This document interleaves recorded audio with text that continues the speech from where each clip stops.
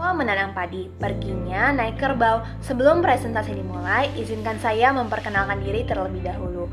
Saya Sarah Septiana Stompul dengan NIM 1903040 dari TPMB 2019. Pada video kali ini, saya akan memaparkan mengenai proposal tugas akhir saya yang berjudul pemanfaatan limbah plastik jenis polipropilen sebagai bahan bakar alternatif menggunakan proses pirolisis. Adapun latar belakang dari proposal tugas akhir ini adalah Indonesia menjadi negara dengan konsumsi energi yang cukup tinggi di dunia berdasarkan data dari Direktorat Jenderal Energi Baru Terbarukan dan Konservasi Energi Kementerian SDM. Dalam beberapa tahun terakhir, pertumbuhan konsumsi energi Indonesia mencapai 7% per tahun. Angka tersebut berada di atas pertumbuhan konsumsi energi dunia, yaitu sebesar 2,6% per tahun. Dan berdasarkan data dari Kementerian SDM RI, konsumsi energi Indonesia yang cukup tinggi, hampir 95%-nya berasal dari bahan bakar fosil. Dan dari total tersebut, hampir 50%-nya merupakan bahan bakar minyak atau BBM. Dan kebutuhan energi Indonesia pada tahun 2025 diperkirakan menjadi 412 MTOE atau Million Tons Oil Equivalent dan menjadi 1030 MTOE pada 2050. Pada akhir 2016, minyak bumi masih mendominasi pasokan energi nasional, yakni sebesar 72,6 MTOE atau 41,5% dari total kebutuhan yang ada. Dan pada 2050, kebutuhan energi minyak bumi ditargetkan hanya tinggal 20%. Dari data yang telah saya jelaskan, dapat kita lihat bahwa terdapat ketimpangan antara produksi dan konsumsi. Inilah yang menyebabkan keterbatasan bahan bakar fosil sebagai salah satu sumber energi yang tidak dapat diperbaharui di Indonesia.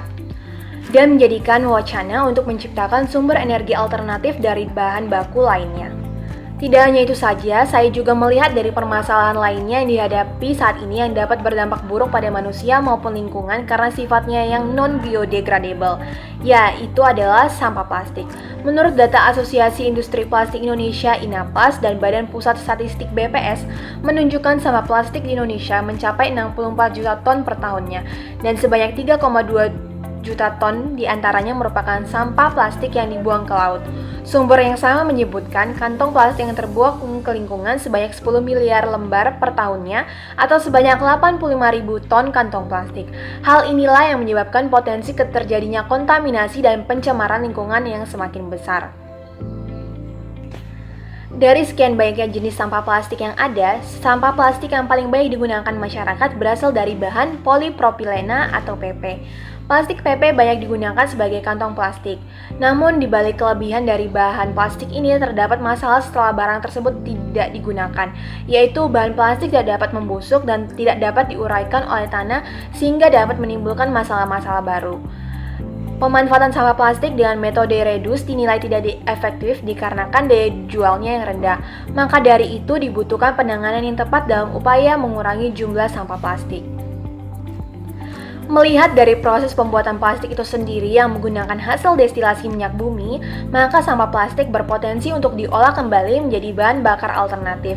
Selain bermanfaat untuk mengurangi jumlah sampah plastik, pemanfaatan sampah plastik ini sendiri dapat menyediakan bahan bakar dengan nilai energi yang cukup tinggi. Untuk itu, saya mengangkat proposal tugas akhir dengan judul ini untuk mengetahui potensi dan kemampuan dari kualitas produk yang dihasilkan dari pemanfaatan sampah plastik jenis polipropilen dengan metode pirolisis. Dari latar belakang tadi, kita melanjutkan ke tinjauan pustakanya. Yang pertama ada plastik. Plastik sendiri adalah makromolekul yang dibentuk melalui proses polimerisasi. Polimerisasi adalah proses penggabungan beberapa molekul sederhana menjadi molekul besar seperti makromolekul atau polimer melalui proses kimia. Plastik merupakan senyawa polimer yang unsur penyusun utamanya adalah karbon dan hidrogen. Adapun jenis-jenis plastik dapat digolongkan berdasarkan yang pertama sifat fisikanya. Terbagi menjadi dua jenis plastik yaitu termoplas dan termoset.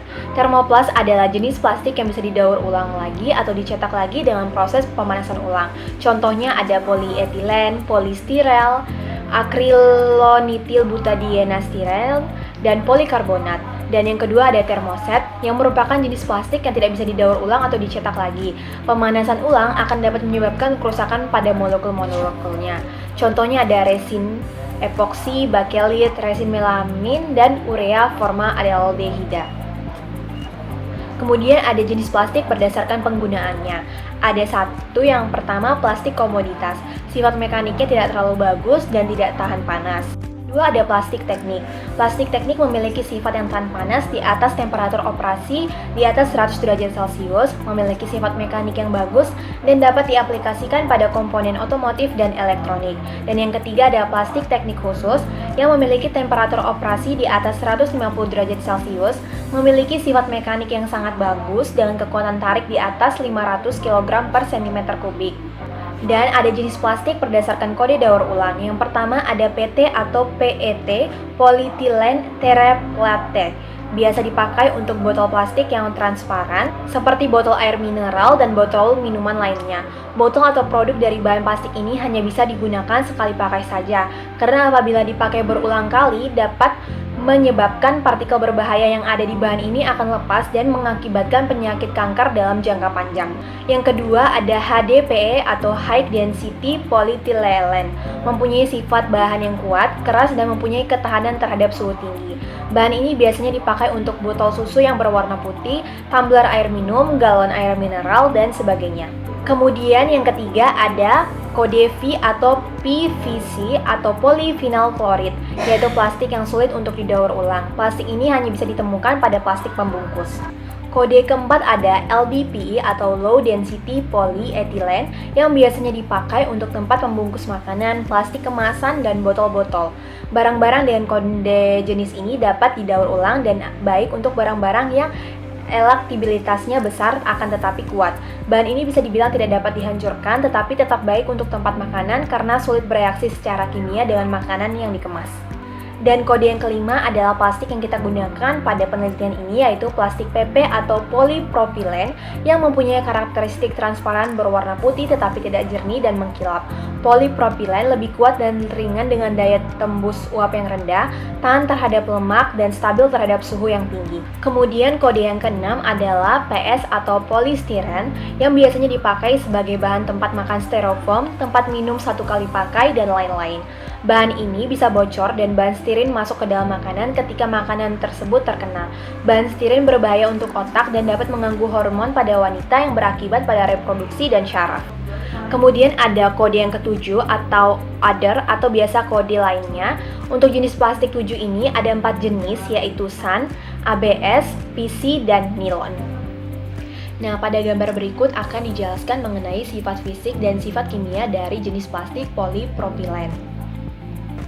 Kita mengetahui karakteristik dari jenis plastik yang digunakan atau plastik polypropylen, maka saya akan menjelaskan mengenai metode yang digunakan pada proposal tugas akhirnya ini, yaitu metode pirolisis. Pirolisis sendiri adalah proses fraksinasi material oleh suhu. Proses pirolisis dimulai pada suhu sekitar 230 derajat Celcius ketika komponen yang tidak stabil secara thermal dan volatile matters pada limbah plastik akan pecah dan menguap bersamaan dengan komponen lainnya. Nah, alasan saya menggunakan metode pirolisis ini sendiri karena teknik pirolisis ini dapat dikatakan sebagai metode yang ramah lingkungan sebab produk akhirnya menghasilkan CO2 dan H2O yang merupakan gas non-toksik. Proses pirolisis menghasilkan senyawa-senyawa hidrokarbon cair mulai dari C1 hingga C4 dan senyawa rantai panjang seperti parafin dan olefin. Adapun faktor-faktor yang mempengaruhi proses pirolisis ini sendiri antara lain, yang pertama feedstock, yang kedua temperatur dan rate pemanasan, yang ketiga tekanan operasi, yang keempat tipe reaktor yang dipakai, yang kelima waktu, dan yang keenam penggunaan katalis. Metodologi penelitian dalam penyusunan proposal tugas akhir ini, yang pertama ada waktu dan tempat. Penelitian ini akan dilakukan dari bulan Juni sampai dengan bulan Juli di tahun 2021 di Laboratorium Kimia dan Pengolahan Migas Sekolah Tinggi Teknologi Minyak dan Gas Balikpapan. Alat dan bahan yang digunakan adapun alat neraca atau timbangan, gelas ukur, stopwatch, kompor, tabung reaktor, thermoreader dan thermocouple serta burner. Adapun bahan yang digunakan yaitu sampah plastik jenis PP, air, dan gas LPG. Adapun diagram alur penelitian ini dapat dilihat pada gambar berikut. Saya akan menjelaskan cara kerja dari diagram alir penelitian yang teman-teman tadi lihat. Yang pertama, disiapkan reaktor pirolisis dengan bentuk tabung diameter 40 cm dengan tinggi 60 cm. Alat ukur panas yaitu thermoreader dan termokapel, sumber energi panas yang berasal dari burner, dan sistem pendinginan yang menggunakan air yang dilewatkan dalam pipa dan menggunakan sistem kondensasi. Yang kedua, bahan baku limbah plastik jenis PP dicuci, kemudian dipotong dengan bentuk chip dengan ukuran 1 sampai dengan 2 cm kubik, kemudian dicuci kembali dan dikeringkan. Yang ketiga, set temperatur pirolisis pada temperatur 300 derajat Celcius, 350 derajat Celcius, dan 400 derajat Celcius. Yang keempat, plastik yang telah disiapkan tersebut kemudian ditimbang seberat 3 kg, kemudian dimasukkan ke dalam reaktor yang telah dipanaskan. Dan yang kelima, hasil pengujian bahan bakar yang dihasilkan dianalisa nilai kalornya, titik nyala, kadar abu, kadar air, dan analisa komposisi. Nah, sekian penjelasan saya tentang proposal tugas akhir saya. Semoga apa yang saya jelaskan dapat tersampaikan dengan baik kepada teman-teman dan informasinya dapat digunakan dengan baik. Terima kasih atas waktu dan kesempatan yang telah diberikan. Kurang lebihnya saya memohon maaf dan jangan lupa untuk tinggalkan like. Terima kasih, sampai jumpa.